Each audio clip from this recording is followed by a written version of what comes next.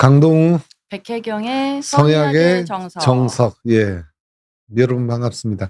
저희가 3주차에는 또 상담 사례를 가지고 사례자를 가지고요. 성에 대한 여러 가지 궁금증이나 고민들을 이해하는 시간이 됐죠. 그죠? 그래서 이번 사례를 또 들어보면서 여러분들과 얘기를 나눠보도록 하겠습니다. 자, 오늘 준비한 사례 제목은 아들의 은밀한 사생활. 네, 아들의 사생활은 은밀해야죠. 그렇죠. 이제 네. 은밀한 사생활인데 네네. 이게 상담을 할 만한 뭐 그냥 건강하고 은밀하면 괜찮은데 보통 아들의 은밀한 사생활 그러면 제일 쉬운 얘기가 자위 얘기잖아요. 그렇죠. 아유 뭐 그 정도로. 몰래. 근데 사실 네. 자위에 대해서 청소년 저기 부모님들이 간혹 네네. 이렇게 상담하시는 너무 과한 것 같다든지 이제 좀 얘기를 하는데 사실 이제 이 사례를 준비하면서 마음이 굉장히 좀 무거웠던 게 요즘에 너무 많죠. 네, 너무 많죠. 몰카. 네, 그래서 몰카 이 관음증. 네, 여기 이 사례가 있어서 요즘 네네. 너무 많아요. 너무 많아서. 그러니까 단순 자위 얘기가 아니란 얘기네요. 그렇죠. 네. 네. 그건 건강한 네네. 건강한 청소년, 남학생, 여학생 다 나타나는 거죠. 가끔씩 하는 자위는 문제될 것 없다. 근데 네. 오늘 내용은 그 내용이 여러분 아니랍니다. 한번 들어볼게요. 네, 오늘의 사례는 이제 40대 어머니가 보내주신 사연이에요. 네. 자, 고등학교 1학년 아들의 성 문제로 어렵게 상담소 문을 두드리는 40대 엄마입니다. 남편과 결혼한 지 20년 되었고 이번에 아들 문제가 불거지기 전까지는 정말 우리 집은 평범하고 문제없는 가정이라 믿고 있었습니다. 사춘기 아들 키우는 게 힘든 건 알고 있었지만 우리 아이가 이런 문제를 일으킬 거라고는 정말 상상도 못했습니다. 네. 자, 악몽의 시작은 재작년 가을경이었습니다. 그러니까 2년 정도 문제가 됐다는 얘기네요. 그렇죠. 네. 그러니까 고등학교 1학년이니까 중학교 한 2학년 정도겠죠. 때부터? 네, 아들이 학원에 가 있을 저녁 시간에 경찰서에서 전화가 왔습니다. 놀라서 무슨 일이냐 물으니 아들이 학원 화장실에 숨어서 여학생을 훔쳐보다가 경찰에 신고되어서 현행범으로 연행돼서 경찰서에 있다더군요. 아이고, 이게 지금 어머니가 막 하늘이 노랬을 것 같아요. 네. 그래서 그 길로 정신없이 경찰서로 달려가니 정말 우리 아들이 고개를 푹 숙이고 앉아 있었습니다.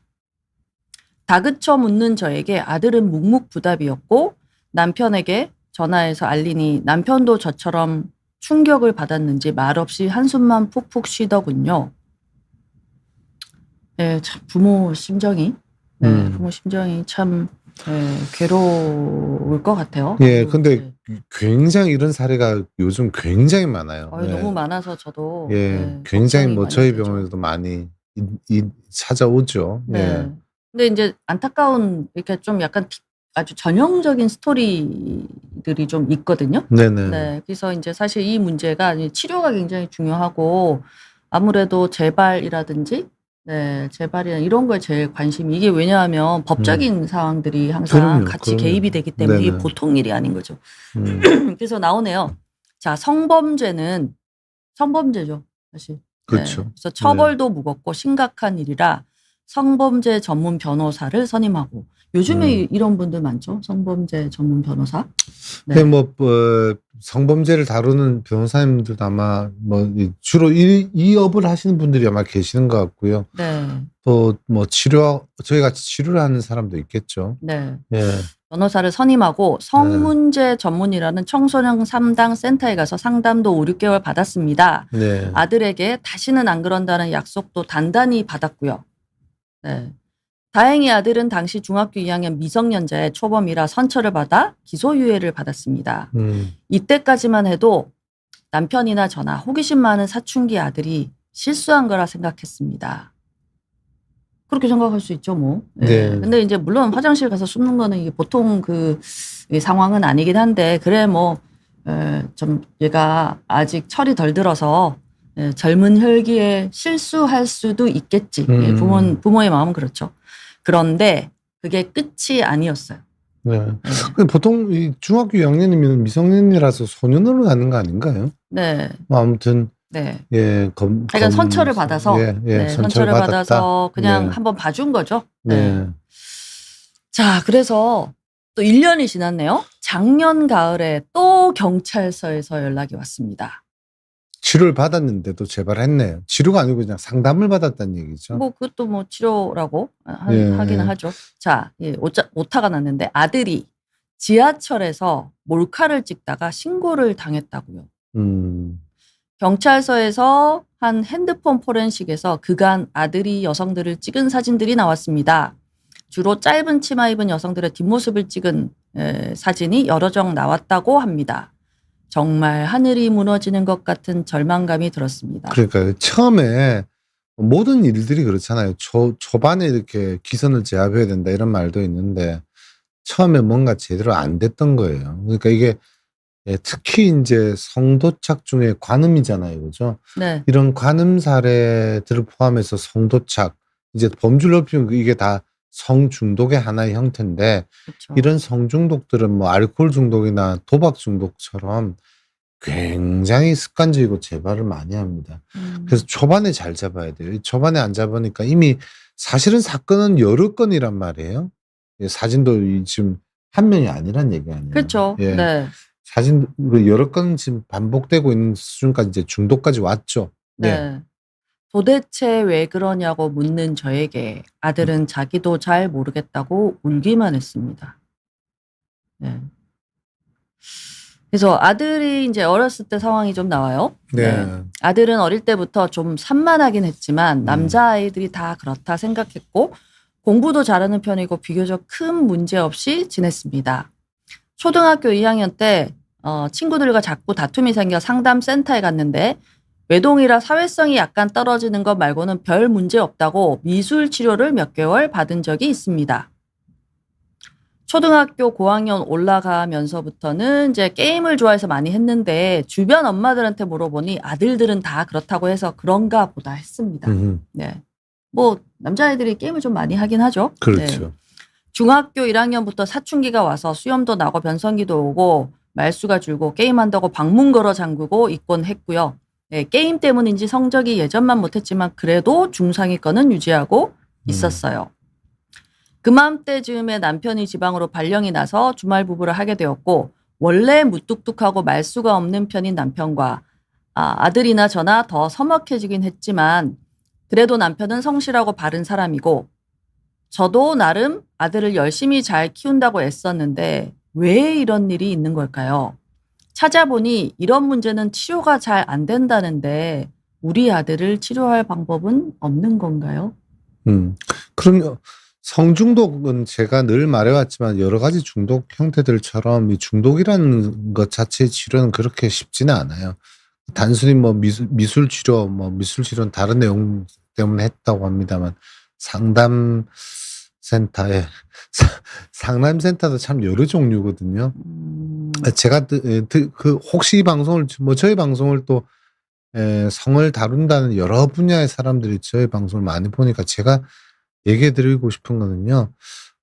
보시는 것도 좋지만 정말 본인이 치료를 하는 전문가가 아니라고 생각하면 인정 못 하시더라도 그 친구의 인생을 위해서라도 전문가한테 보내주세요. 뭐 물론 우리는 저희들이라 해서 무조건 100% 아니 그건 아니에요. 중독이라는 것 자체가 다른 일반 질환에 비해서는 치료 확률이 높지는 않죠.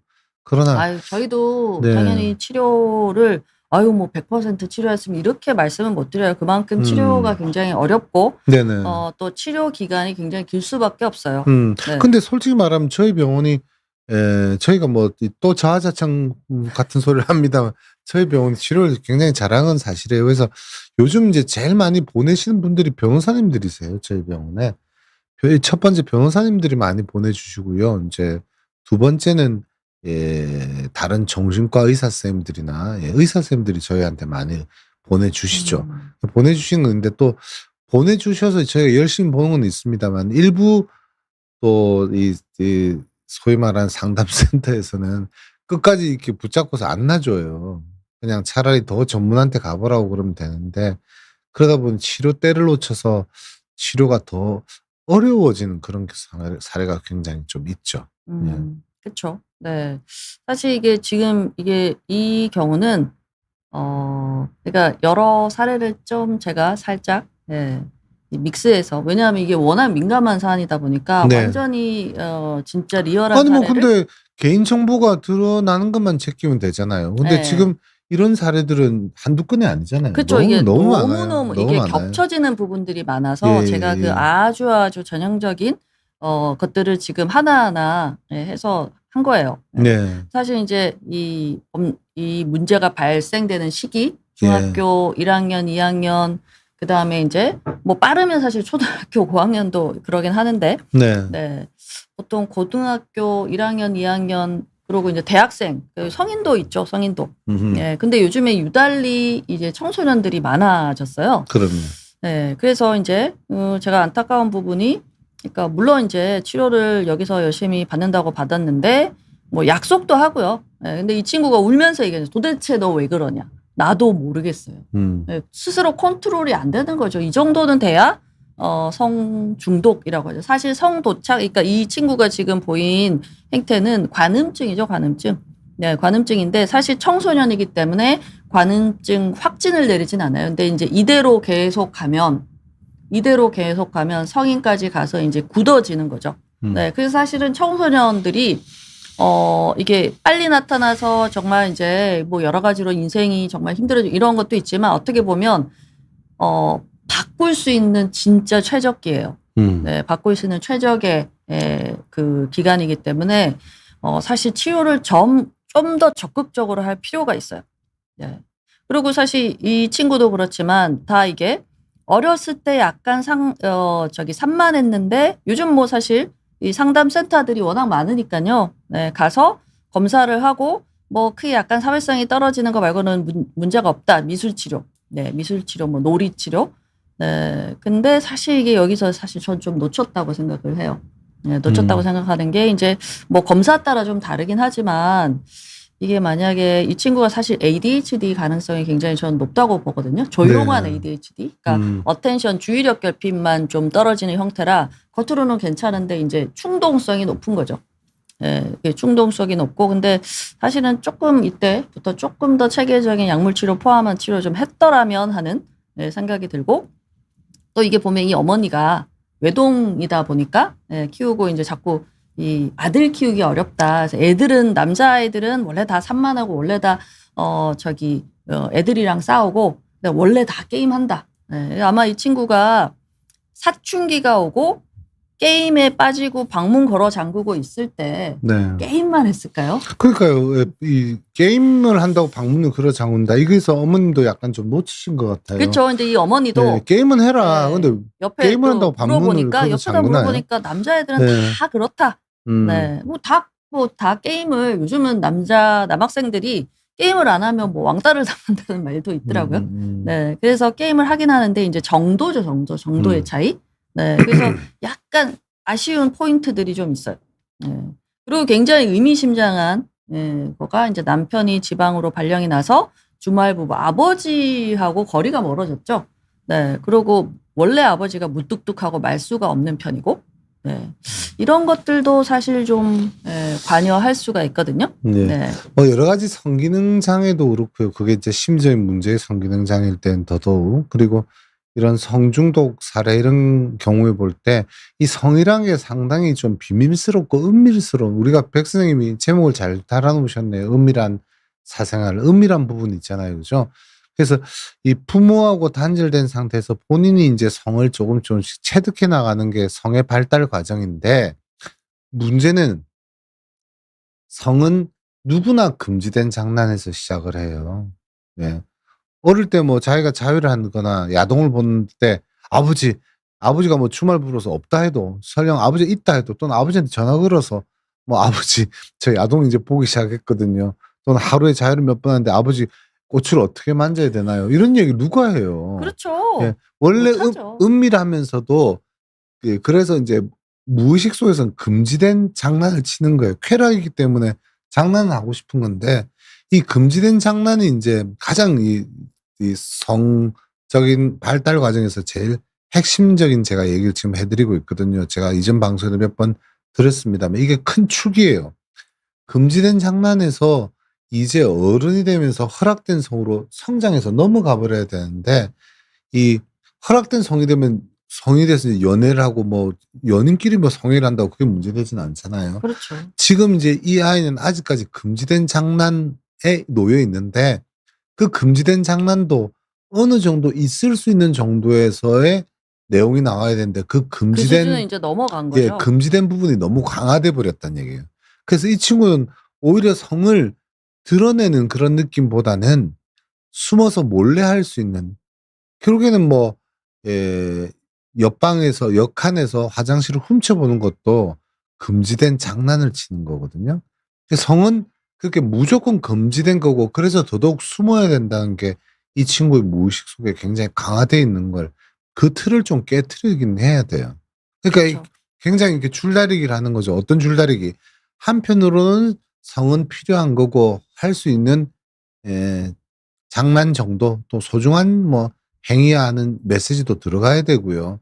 또 한편은 그 선을 너무 넘어서면 문제가 된다는 그 두 가지 균형론을 가지고서 이 친구를 상담하고 대했어야 되는데 그런 걸 놓칠 경우에 메시지가 분명하지 않을 경우에 또는 필요하면 약물 치료도 해야 되고요. 또 필요하면 성치료라고 그래요. 디컨디셔닝 한다고 그러는데 이런 잘못된 성에서 이제 올바른 성으로 바꿔가는 습관을 깨트리는 탈조건을 시키는 그런 과정이 좀 필요한데요.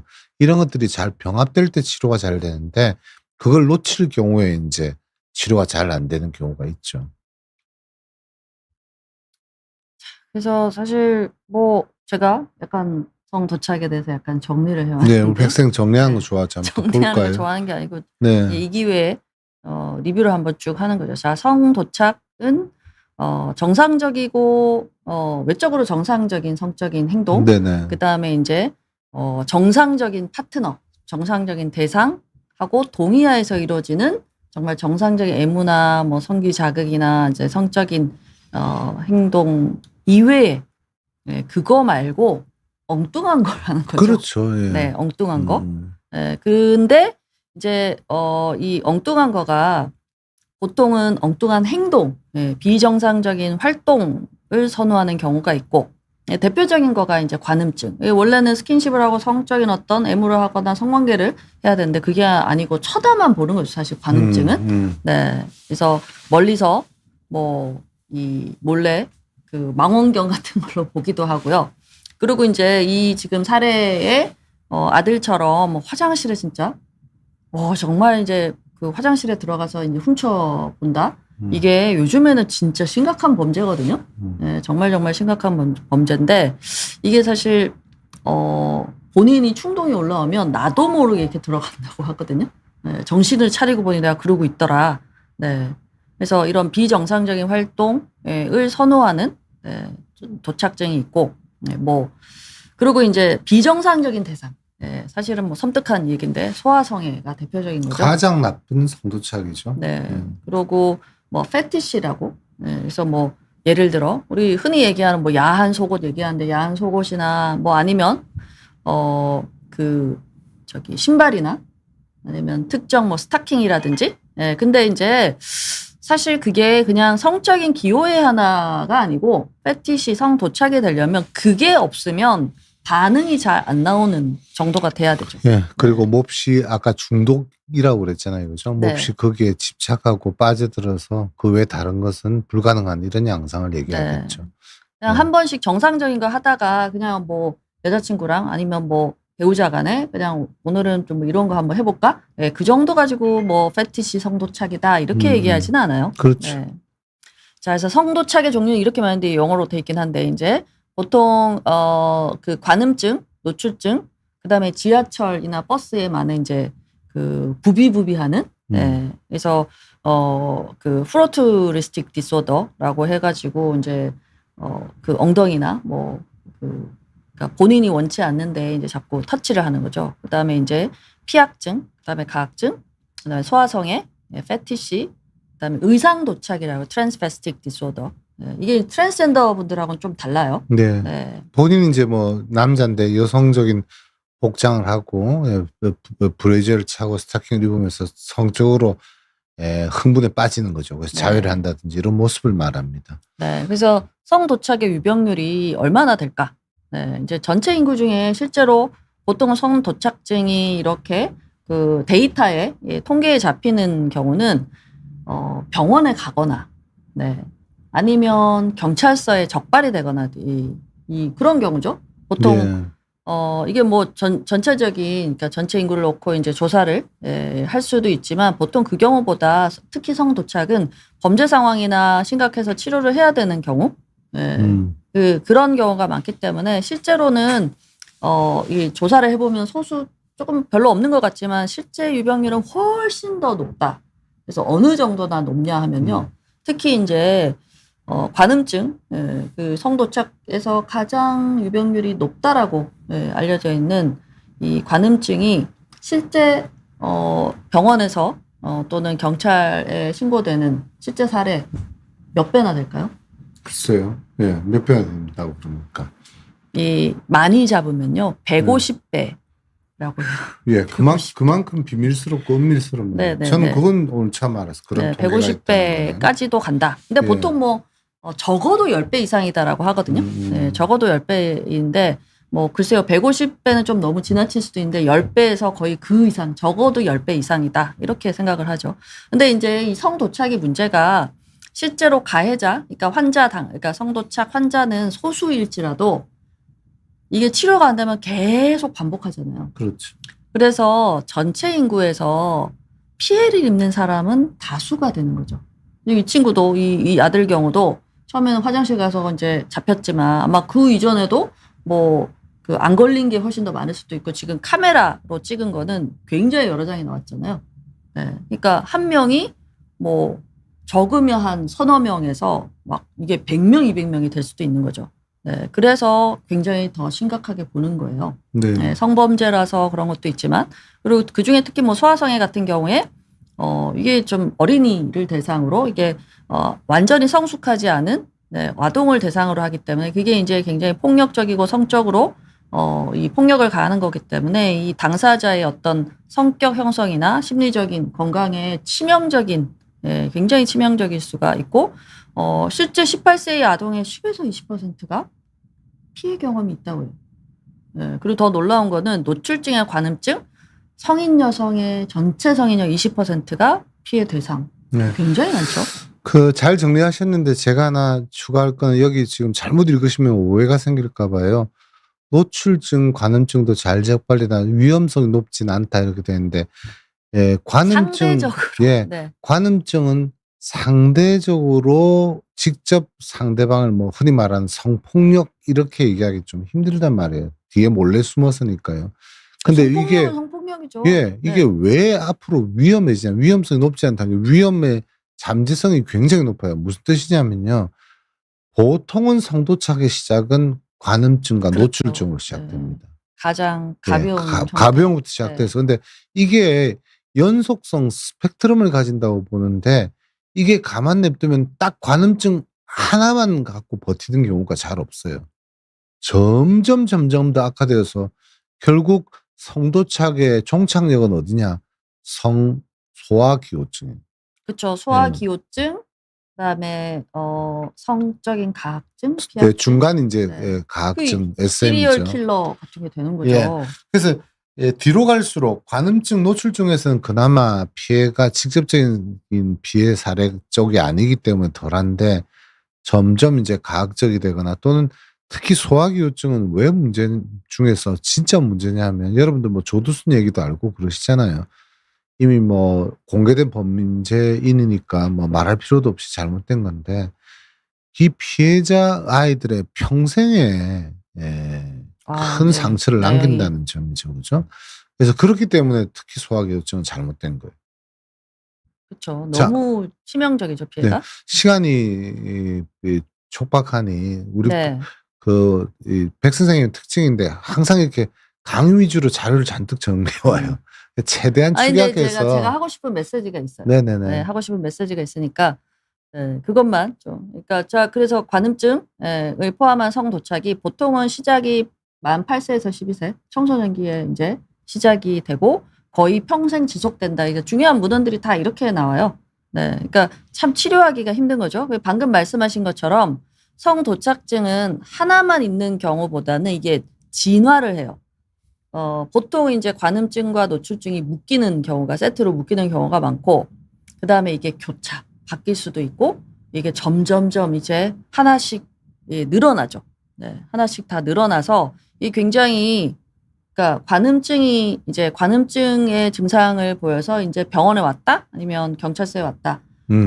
정말 열심히 치료하지 않으면 이 친구가 더 뭔가 문제가 더 심각해질 수가 있다는 거죠. 네. 그래서 자 관음증의 원인, 네. 이 관음증의 원인 도대체 이제 부모님들이 이제 오시면 도대체 얘가 왜 이럽니까? 도대체 이유가 뭡니까? 하고 물어보시거든요. 근데 이제 관음증의 원인은 단일 원인이 아니고 상호작용 네, 세 가지의 믹스예요. 자, 첫 번째가 뇌신경학적 취약성. 그중에 특히 충동 조절. 자, 충동 조절하면 뭐 보상회로 하면 뭐가 생각나세요? 저는 쇼핑 생각납니다. 본인이 좋아하는 거 말고 쇼핑을 포함해서 자, 네. 충동 조절 도파민 하면 도파민 얘기겠죠. 생각나죠. 네, 요즘 뭐 맞아요. 도파민 우리 전 국민이 다 알고 계신 이 도파민이 충동 조절과 보상회로에서 중요한 역할을 하죠. 네. 그 이제 이게 어떻게 보면 이제 여러분들은 막 도파민 이러니까 좀 이렇게 도파민이 어쩐다 얘기하는 것 하면 들을 때는 재미있으신데요. 사실은 이게 어떻게 보면 면에서는 이 도파민만으로 이 문제를 치료하고 해석한다 이렇게 생각하시면 한계가 있다는 얘기예요. 아니 이 세 가지가 지금 믹스돼서 네. 믹스돼서 그래서 발달 심리적인 요인 또 있고 환경적인 요인. 저 이거 최근에 이 관음증 청소년이 늘어난 거는 환경적인 요인 중에 이 테크놀로지의 발전, 인터넷과 스마트폰 때문이라고 생각해요. 그 스마트폰과 인터넷에 이제 그래서 포르노그래피를 많이 보고 이제 좀 과한 성도착적인 이제 동영상에 너무 많이 노출되는 거 이것도 무시 못하죠. 네, 무시 못하는데 근데 뭐 애들 다 포르노그래피 보고 스마트폰 다 갖고 있는데 왜 어떤 애는 이런 문제가 생기고 어떤 애는 안 생기냐. 그래서 스마트폰 탓만 할 수는 없어요. 그럼 어떤 아이들이 이게 상대적으로 뇌신경학적으로 취약한 발달 심리적으로 취약한 아이들이 있는 거죠. 그게 뭐냐.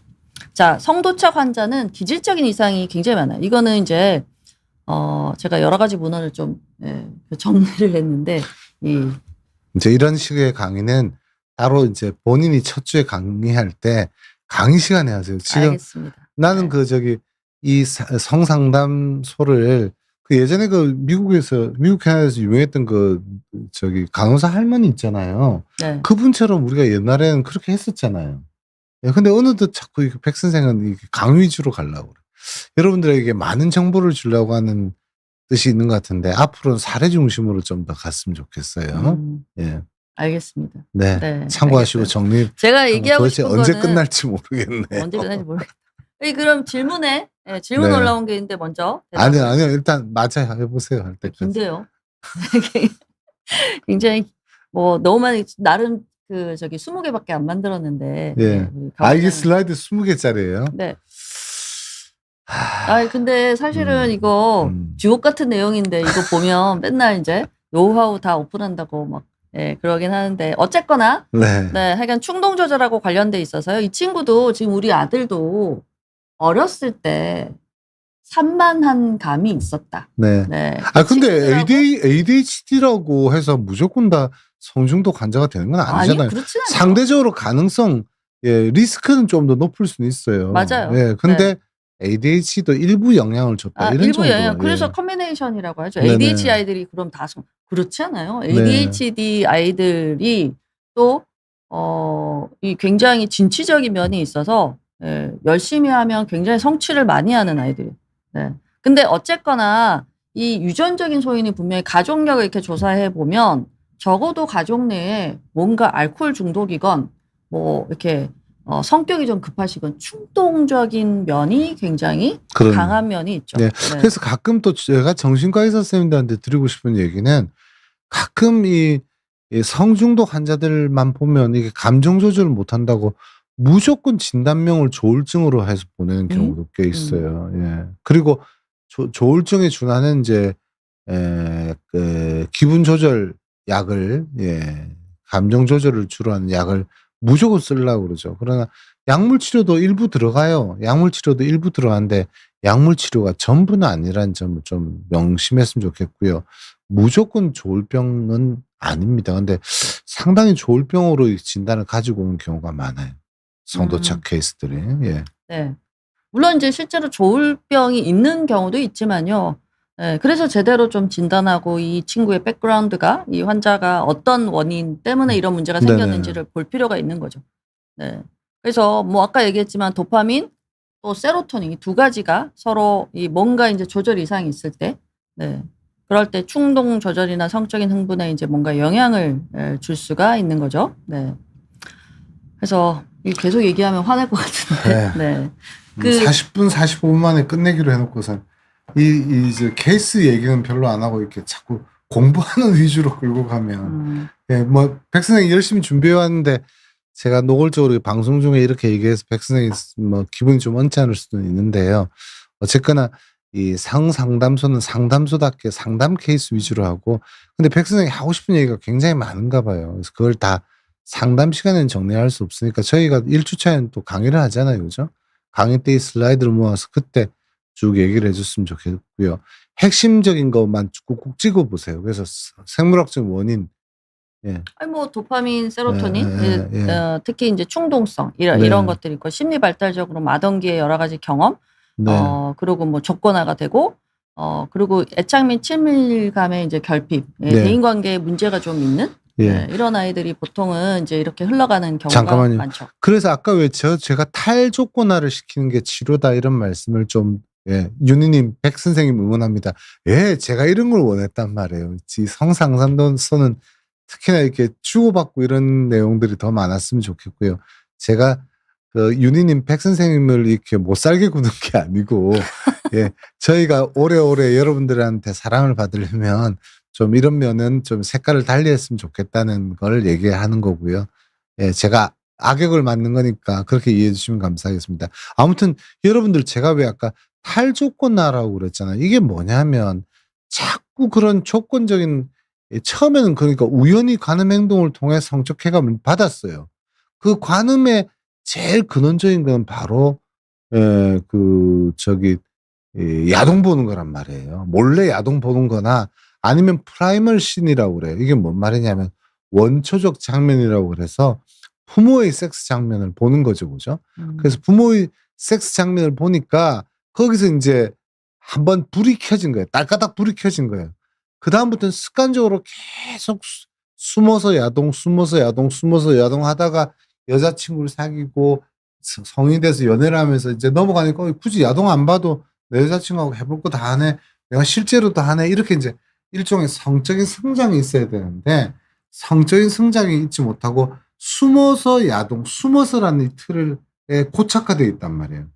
그래서 좋은 치료는 무조건 충동을 억제하는 약을 쓰고 잘못된 행동을 인지시키고 이것만이 아니고 탈조건, 과거의 잘못된 조건에서 빠져나오게 해서 재활치료라고 그래요. 즉 아까 우리 나느냐 팔로님이 물었거든요. 치료 순서가 어떻게 되나요? 약물치료, 성치료인가요? 약물은 어떤 치료를 하는지 궁금합니다. 약물치료 후 성치료라는 말보다는 약물치료는 필요하면 충동 조절을 위해서 충동 조절 문제가 심할 때 약을 쓰기도 하고 근원적인 배경이 아까 왜 조울병이나 우울증이 있으면 그럴 때 약을 쓰기도 하고 그러지만 약물 치료에 반드시 상담 치료에 외에 해줘야 될 게 바로 정상적인 성향이 뭔지 아주 쉽게 얘기하면요. 이런 친구들이 몰래 숨어서 딴짓할 때 이 친구들한테 연애하고 결혼한 아내가 있으면 결혼한 아내와의 성을 새롭게 재활시키는 거죠. 그래서 숨어서 하는 그 잘못된 방식에서 탈조건. 그게 아주 중요하다는 얘기죠. 예. 그리고 이 친구들 보면요. 바로 애착과 친밀감 결핍이라고 지금 심리 발달에 발달적 요인에 나와 있잖아요. 그죠? 그래서 소중한 사람하고 저렇게 내가 좋아하는 여자친구하고 즐겁게 하는 게 훨씬 더 좋은 거구나 하면서 친밀한 감정도 성적 쾌락도 같이 겪게 하게 되면 그쪽에서 만족도가 높을 때 성적 문제도 훨씬 줄어드는 게 캐나다의 이 분야를 재활 치료하는 캐나다 학계의 이론이고요. 저희 병원도 같은 이론을 갖고 있죠. 예. 보세요. 여기 나오네요. 예, 시트콤이네요. 왜 부부싸움 하는지. 맞아요. 여기서 저희들이 해야죠. 할 건 하고 이 방송이 좀 부부싸움 더 한 건가요? 뭐 약간의 이견이죠, 이견. 예. 네. 자, 또 슬라이드 뭐 더 있으세요? 글쎄 제가 뭐 강조하고 싶었던 거는 이제 갑자기 얘기를 정말 하려고 밤- 하니 밤을 네. 새서 준비를 하더니 진짜 이렇게 아니 많이. 밤을 새서 준비한 거 아니고 아까 예, 예. 네, 잠깐 준비를 한 건데 네네. 그냥 넘어가서 부모의 양육 방식 그러니까 왜냐하면 이제 음. 성인인 경우에는 이미 다 지난 거니까 네. 의미가 뭐 없고 이게 바꿀 수도 없고요. 근데 이제 청소년이 워낙 많이 오다 보니까 제가 이 문제가 되는 성 도착이 있는 청소년들을 이렇게 만나면 저는 부모 상담을 꼭 하거든요. 네. 근데 이제 그런 경우가 있어요. 부모 상담을 하면 왜 제가 가야 되나요? 정말 좋은 네. 지적입니다. 왜 예. 제가 가야 되죠? 저희들은 직접 여러분들은 납득이 안 되실 거예요. 네. 아니 그냥 그대로 얘기할게요.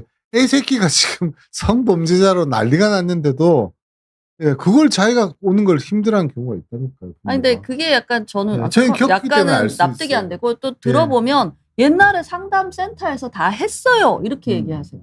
네, 옛날에 상담센터 다 했고요. 우리 심리평가도 다 했고 뭐 부모 교육도 다 받았고요. 뭐 어쩌고 그러시거든요.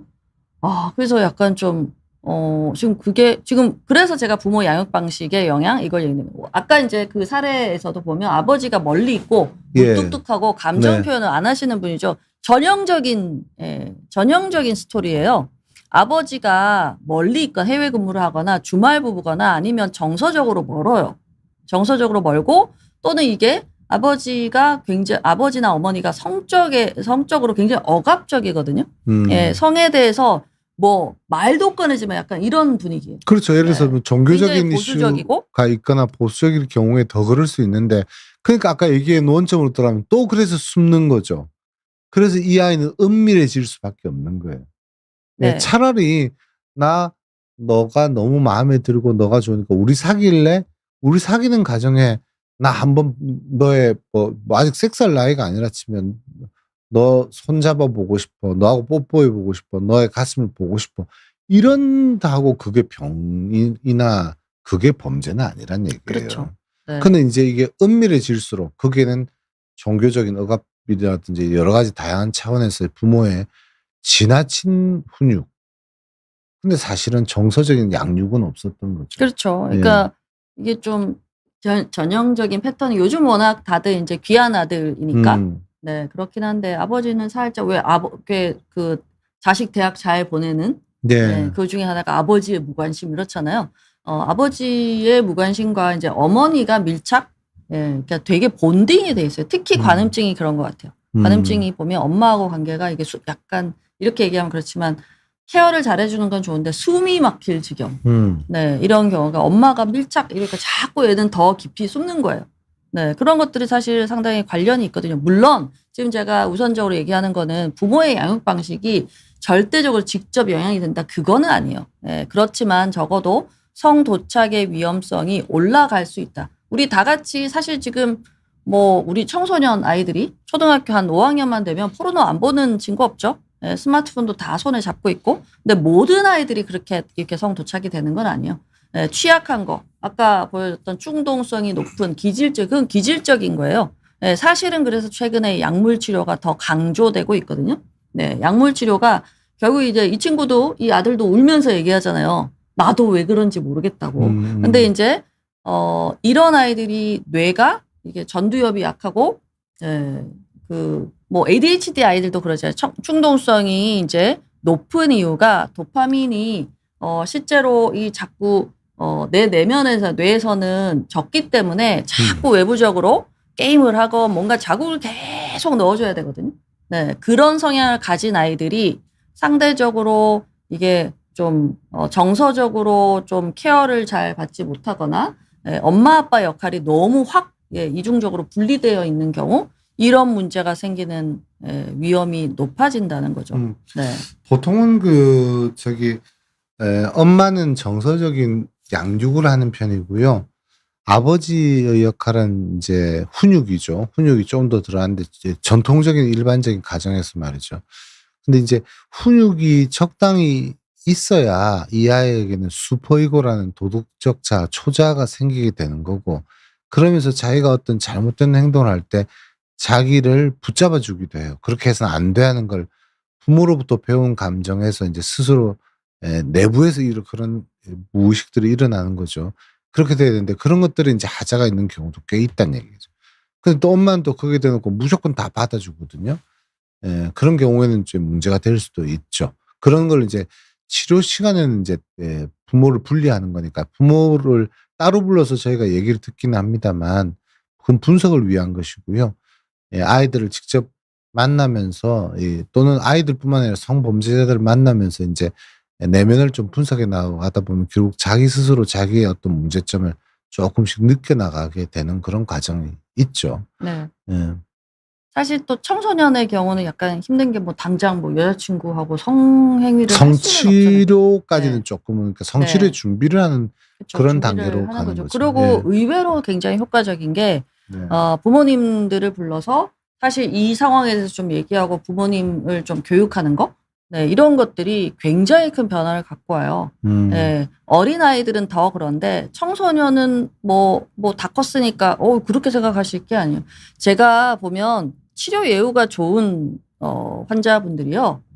부모님이 적극적으로 치료에 개입하는 경우, 네, 그런 경우가 확실히 예후가 져요. 네, 제가 이제 어머니도 부르고 아버지도 부르는데 아버지 바빠서 못 온다. 내지는 아빠한테 이거 비밀이다. 알면 얘 죽는다. 큰일 이런 난다. 경우가 예. 많거든요. 맞아요. 네. 그래서 아버지들이 제가 구경도 못한, 네. 근데 그런 경우가 사실 되게 힘들어요. 네. 네. 굉장히 힘들거든요.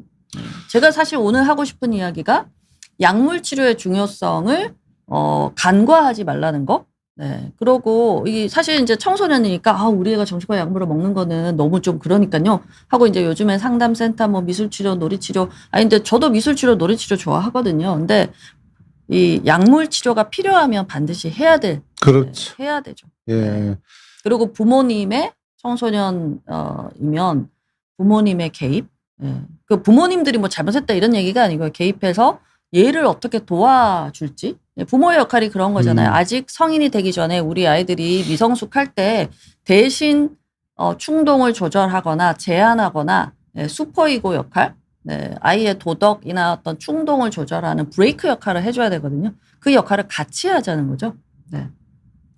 자, 그 시간이 너무 많이 가버려 가지고 다음번부터는 좀 포맷을 아까 저희가 뭐 부부싸움 하듯이 나눴던 얘기가 있으니까 조금 포맷을 조금 더 사례 중심으로 하고 저의 경험담을 주로 얘기를 해 드릴게요. 그게 더 와닿을 수 있고요. 또 1주차에는 저희가 구체적인 강의를 하는 편이니까 그럴 때 강의 내용에서 조금 더 의학적인 걸 다루기로 하고요. 사실은 오늘 질문들이 굉장히 의미가 있고 저희가 답변하기 좋은 질문들이 많아요. 네. 자, 첫 번째. 산은 산이고 물은 셀프. 이게 저기 아이디죠, 아이디. 아이디거든요. 네. 관계하는 영상 몰래 찍는 사람 심리는 뭐예요? 그것도 도착 증인가요? 네. 자, 관계하는 영상을 찍는 거는 있을 수 있어요. 근데 몰래 찍는 거는 범죄입니다. 네, 그렇죠. 반드시 허락을 받아야 되고요. 아마 산은 산이고 물은 셀프 님이 그렇다고까지 얘기는 아니시겠죠. 그런 걸 아마 추정해서 하는데 행여나 이제 그 주변에 본인이든 그 주변 사람이 그런 사람이 있는데 자랑을 한다. 이거는 명백한 범죄고요. 네, 이거 관음증이죠. 예, 네. 관음증에 대한 범죄고 허락을 받지 않는 이상 문제가 돼요. 심지어는 제 환자 중에는 참 이분도 심각한 성중독이고 아직도 정신 못 차린 분인데 뭐 소위 말해서 본인 꽤나 유명하다고 생각하신 분이세요. 그런데 아내하고 성생활은 안 하고요. 성매매 보통 업소를 그렇죠, 성도자 환자분들이. 성매매 업소를 다니면서 성매매 여성과의 섹스가 워낙 즐겁기 때문에 그걸 마치 오랫도록 소중하게 기억에 남기고 싶답니다. 그래서 그걸 찍다가 들켰어요. 그래 가지고 인제 범죄화 됐죠. 근데도 아직도 그 범죄가 풀려날 것만 생각하시지 본인이 심각한 성중독을 제대로 치료해야 된다는 생각은 안 하세요. 그래서 중독입니다. 아마 네. 또 올 거예요. 또 반복될 거예요. 한 그거는. 2년쯤 있다가 오시죠, 보통 그럼. 보통 또 재발해서 또 옵니다. 갈 때는 여기서 간단 말을 치료 중단하는 경우에요. 예, 처음에 막 오다가 이제 법적인 게 좀 정리되고 나면 싹 사라져요. 그런 분들은 치료를 중단한 분들은 2년 정도 지나면 반드시 다시 오십니다. 그러고서 그때 제대로 치료받을 걸 일이 커졌다 이렇게 얘기를 하죠. 아무튼 몰래는 절대 안 되고 찍을 수는 있어요. 아니 예. 동의를 하면. 구해야 됩니다. 동의를 1번 구할 것. 예. 자, 연인이라 칩시다. 아는 사람과의 성행위든 상대방의 나치를 찍을 때 1번 동의를 구할 것. 예. 기본적으로 찍는 거에 대해서. 그다음 그 동영상이나 사진은 그 사람과 둘만의 사생활로 남겨둘 것. 그거를 누가 보라든지 해서 내보냈다가는 저번에 우리 왜 뭡니까? 그 사건에 연결됐던 사건들이 있었잖아요. 연예인들끼리 뭐 여자애하고 성행위한 거 이렇게 찍어가지고 돌려보다가 우르르 그게 무슨 사건이죠? 네네네. 예, 있었죠. 유명한 연예인들. 권인숙. 예, 거기서 연결된 사건들이 있었죠. 그렇게 된단 말이죠. 예. 자, 예, 음악사랑님. 일반인들도 관음과 노출이 있잖아요. 어느 정도 기준 이상이 되어야 한자로 볼 수 있습니까? 자, 관음, 야동을 가끔 보는 정도는 관음 성향이 좀 있다 또는 그걸 자주 본다면 세다 이 정도고요. 예, 병적인 관음증이라고 그러면 그래서 이 공개됐을 때 비밀 은밀하게 이루어진다 했잖아요. 그죠? 공개됐을 때 타인에게 피해를 주는 거죠. 그쵸. 이제 법적인 사회적인 물의를 일으키는 그렇죠. 그런 정도가 돼야 인제 관음증이라고 할 수 있고요. 예. 네. 예를 들어서요. 역시 마찬가지예요. 내 여자친구가 샤워를 하고 있는데 "나 그거 보고 싶어." 그래서 물끄러미 쳐다보고 여자친구한테 양해를 구했다. 그런 것들을 정도를 관음증이라고 그러질 그렇죠. 않아요. 관음 기호가 있는 거고요. 병적인 관음증이란 거는 상대 피해자를 만든다는 거예요. 예를 들어서 길을 가다가 흔히 창문에 이 다세대 주택 같은 경우에는 이렇게 창을 통해서 이렇게 바로 그러니까 현관이 또 샤워실인 그런 경우도 있나 봐요. 화장실이 되기도 하고. 그래서 위에 한기 구멍이 있는데 그거를 이렇게 몰래 들여다보는 이런 분들도 있단 말이죠. 그런 건 병이죠. 또는 그러니까 그래서 그 상대방 찍힌 사람이나 바라본 사람이 여성이 알게 됐을 때 "아 반가워요. 얼마든지 보여 드릴게요." 그런 이러면 문제가 없는데 대부분 얼마나 불쾌하고 피해라고 여기겠습니까? 그죠? 그럴 때는 병적인 관음증이 되는 거고요. 노출증. 자, 수영장에서 내가 좀 더 야한 비키니를 입는다고 그거는 노출증의 병이 아니란 말이에요. 우리는 뭐 수영장이나 뭐 한여름에 뭐 배꼽 티 같은 거 입잖아요. 그죠? 짧은 치마 이런 건 문제가 되지는 않는데 그 자기 노골적인 성기라든지 성적인 이슈가 되는 뭐 가슴이라든지 이런 것을 노출을 해서 상대방에게 피해를 주거나 피해를 받게 되면 그거는 문제가 된다는 얘기죠. 자, 배병호님. 정신건강과 의학과에서 하는 거 아닌가요? 선생님과로 가야 치료 말하는 것 같은데요. 예, 저도 서울대 정신과 교수고요. 뭐 정신과적인 그런 전문의를 갖고 있죠. 근데 이제 정신과 의사들한테도 뭐 자기 전문 분야가 있어요. 예를 들어서 어떤 전문의는 조울병 전문의일 거고 어떤 전문의는 소아정신과를 전문으로 한 그런 분들이죠. 예, 저희는 성 문제를 다루기 때문에 정신과적인 심리치료, 약물치료, 성치료 이 세 가지가 성중독을 제대로 치료할 수 있는 삼각 틀이거든요. 이 셋을 다 정확하게 해내는 곳은 저희 병원의 아주 특징이겠죠.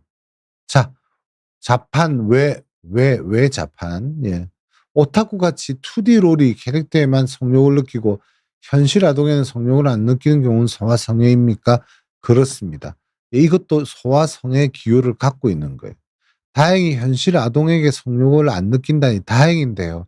아까 제가 성도착은 연속성 스펙트럼을 가진다고 말씀을 드렸잖아요. 그죠?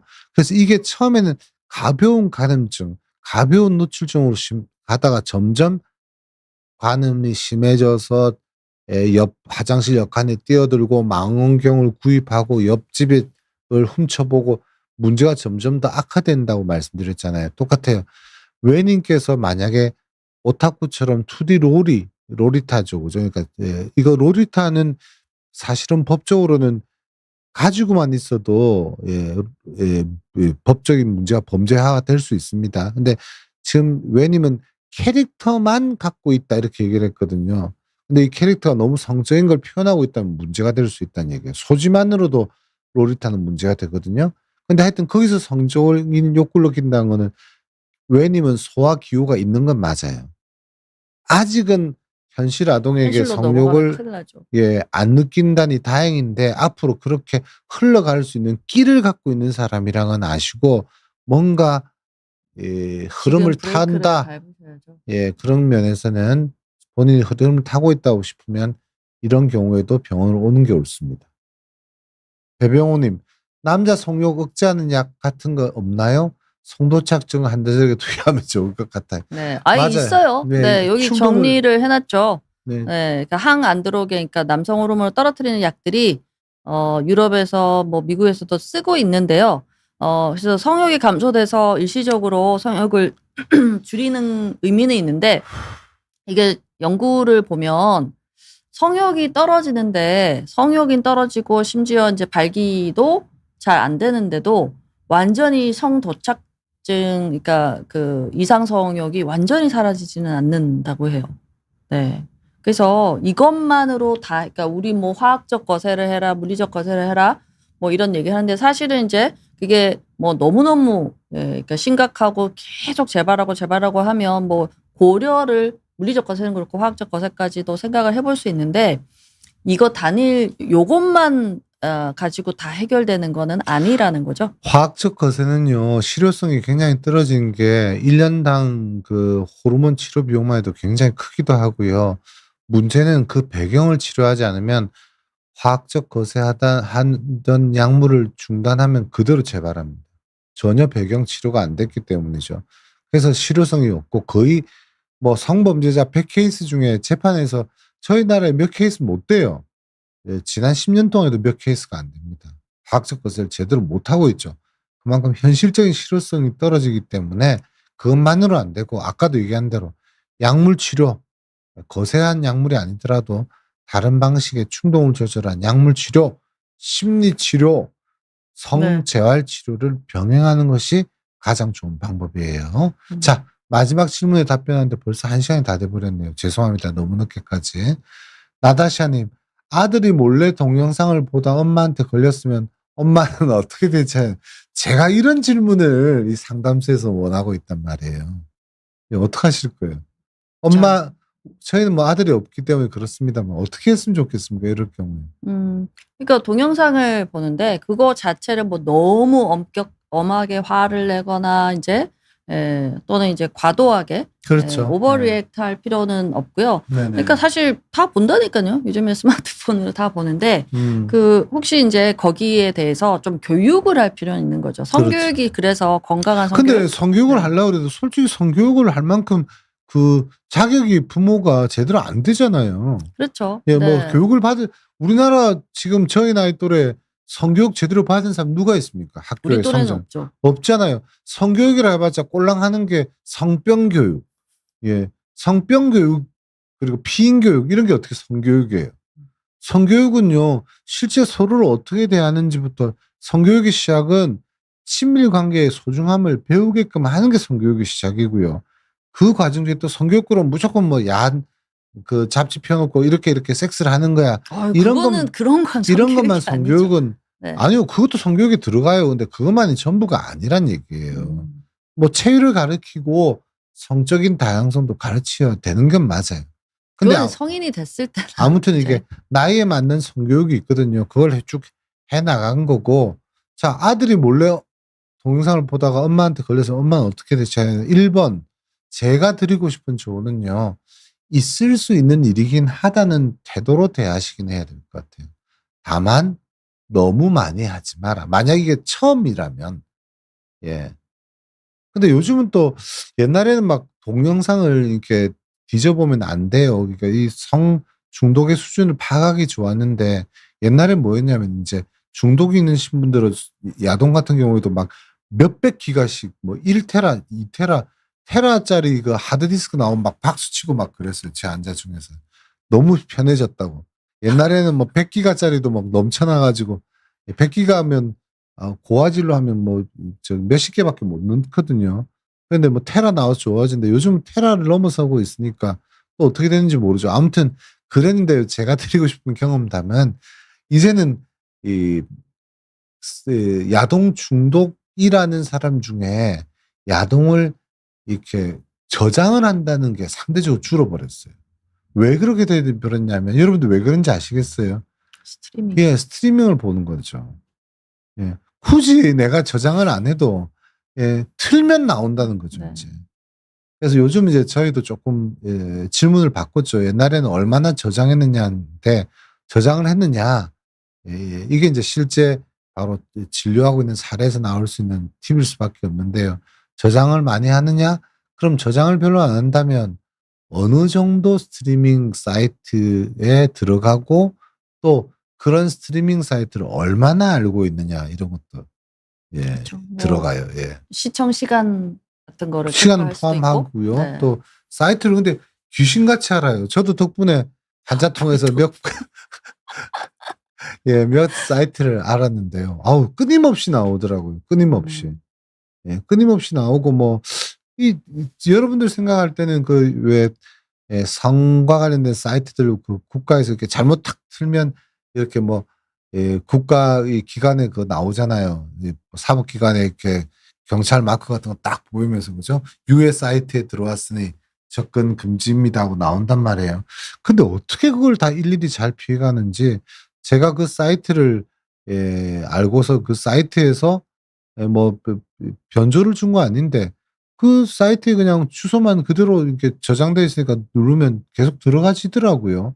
그러니까 그런 사이트들을 뭐 제 환자들 같은 경우에는 한두 건이 아니죠.